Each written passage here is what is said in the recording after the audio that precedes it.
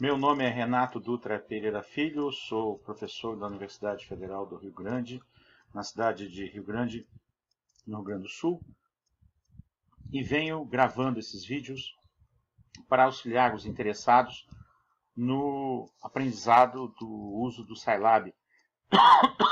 Desculpe. Então, eu já fiz 3 vídeos a respeito da parte introdutória de usar o console do Scilab.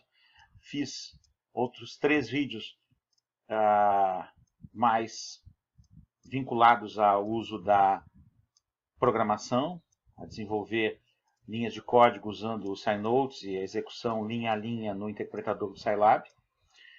E nesse vídeo o objetivo vai ser focar a respeito do uso da função plot no Scilab. Então, não é novidade que o Scilab é uma alternativa ao MATLAB e é um software de licença Cecil, compatível com a licença GNU, que compete com o Octave, que é a aplicação GNU que pretende competir com o MATLAB. Existe um interesse grande, principalmente para quem trabalha como eu na área de controle e automação de processos, no uso de ferramentas como, por exemplo, o Simulink do MATLAB. O Simulink do MATLAB é um ambiente de programação visual que permite, de uma maneira muito rápida, realizar o projeto do sistema de controle de forma visual. Já, por sua vez, no Scilab existe um equivalente que é o Xcos.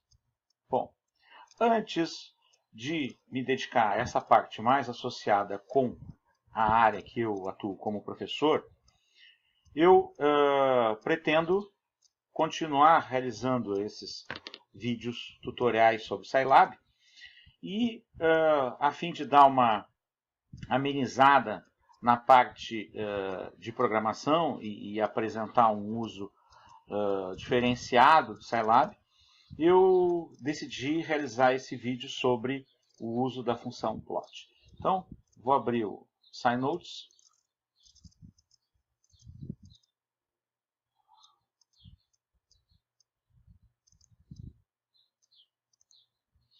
Quando nós queremos fazer um gráfico, a primeira coisa que a gente tem que pensar é o gráfico de que tipo?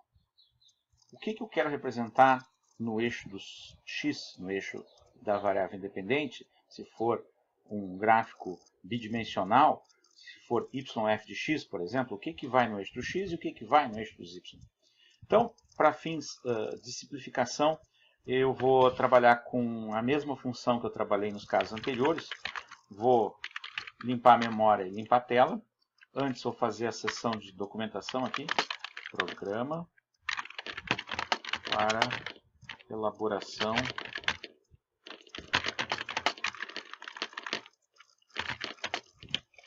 de gráficos. Bom, então vou usar a definição de função function y igual a f de x. Então, vou buscar lá o tipo de a função x ao cubo mais 6x ao quadrado mais 11x mais 6. X ao cubo mais 6x ao quadrado mais 11x mais 6. Então, y vai ser igual a x ao cubo mais 6x ao quadrado mais 11x mais 6. Bom, essa é a função. É um polinômio de terceiro grau. Então, eu vou fazer o gráfico de uma maneira que vai usar o comando for. Então, por exemplo, for deixa eu criar uma variável aqui. TH igual a menos 10, 2.0.1, 2.10. Então, a variável TH vai começar em menos 10 e vai até 10 de 0,1 em 0,1. Isso nos dá 20 vezes 10, 200 pontos. Então, eu vou chamar de xx índice I a variável do eixo das abscissas. E de y índice I a variável do eixo das ordenadas, que vai ser a f de TH. Bom, eu preciso criar o índice, então eu vou colocar o contador I igual a 1. Ao fazer isso aqui, o que eu estou na realidade criando? Eu estou criando dois vetores, o vetor xx e o vetor yy. O vetor xx tem valores de menos 10 a 10, e yy tem os valores da função polinomial. O próximo passo é simplesmente colocar plot xx, yy. Então, vou salvar como.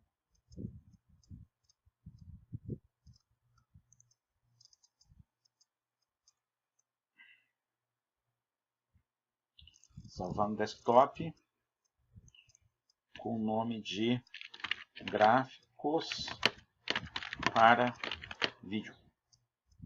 Salvei. Vou executar.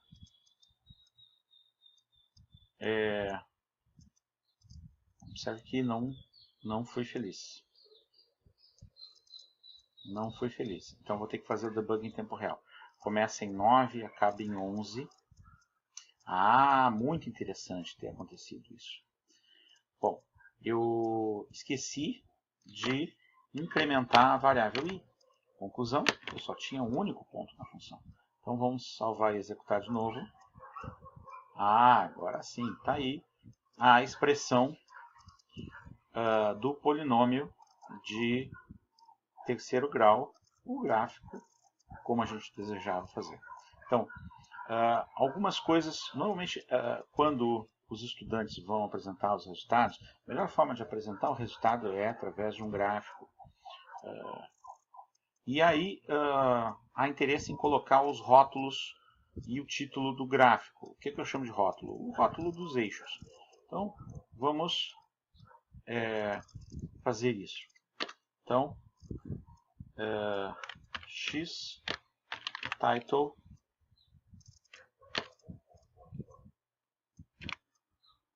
exemplo de gráfico. E vamos ver. Está aqui o rótulo, ó. Exemplo de gráfico.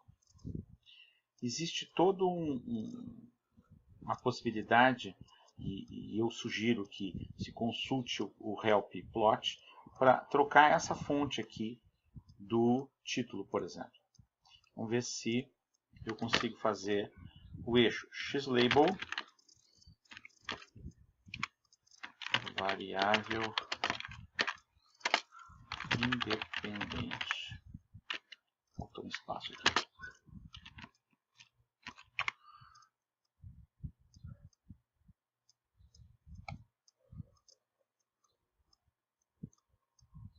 Funcionou. Está aqui o rótulo eixo de x e ylabel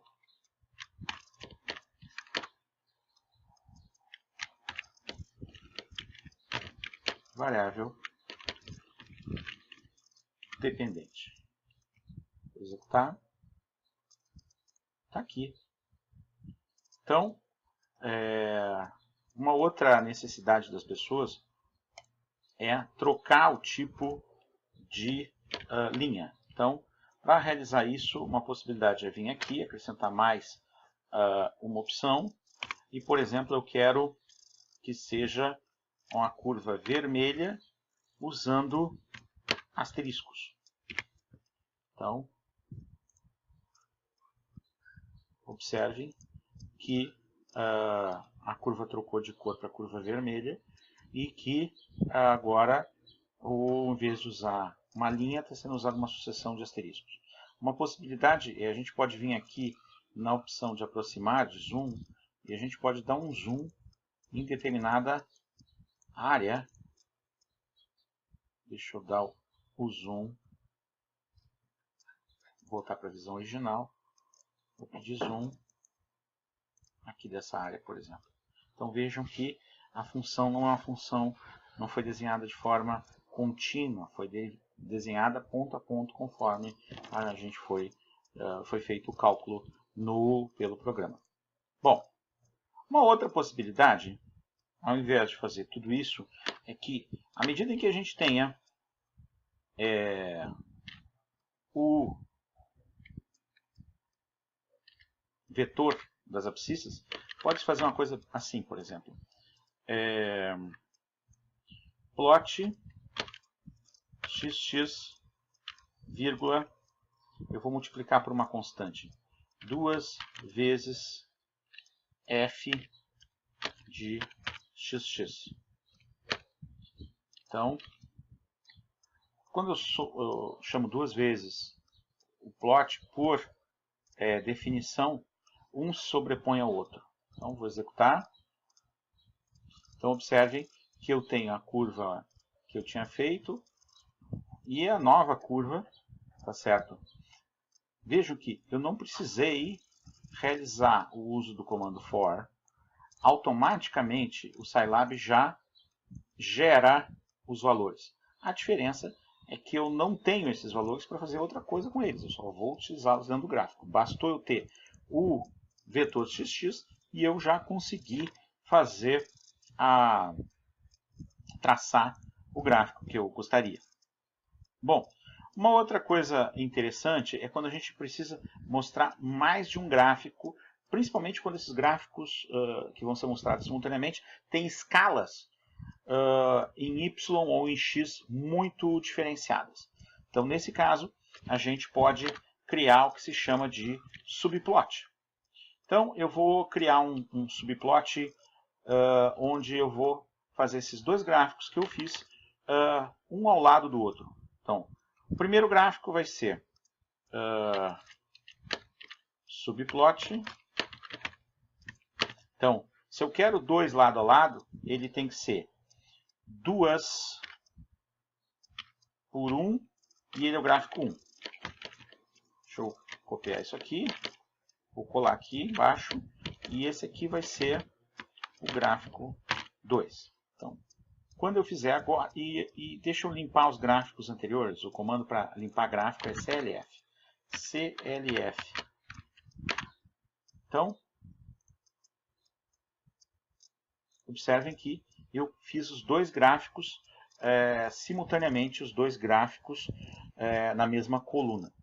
Se eu quisesse trocar linha por coluna, bastaria, em vez de fazer 2,1, fazer 1,2.